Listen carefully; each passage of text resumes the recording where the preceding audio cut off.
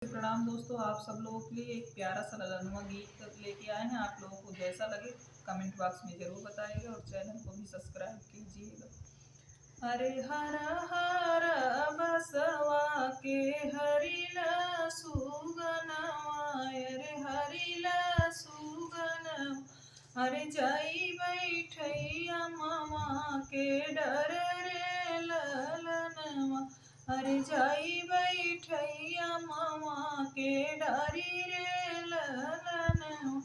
अरे काऊ बताई बेटी ससुर बे ओहरवा, अरे ससुर बे ओहर, अरे तोरे जोगे गहना न लाए रे ललनवा, अरे तोहे जोगे गहना न लाए रे ललनवा, अरे हरा हरा बसवा के हरिला सुगनवा,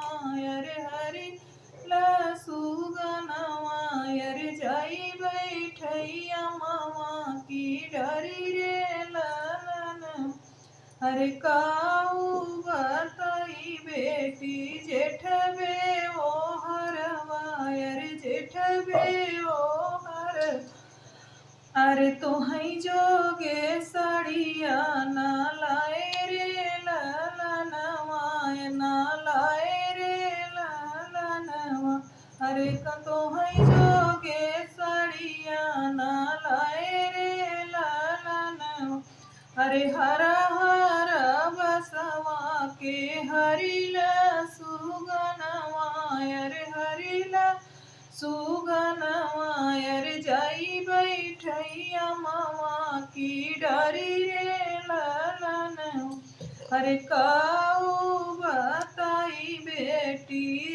पिया बेवहरवा, अरे पिया बेवहरवा, अरे तोरे जोगे से नूरा न लाए रे ललनवा, अरे तोहई जोगे से नूरा न लाए रे ललनवा,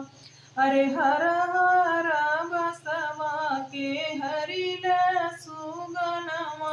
अरे हरिला सुगनवा, अरे जाई बैठैया मामा की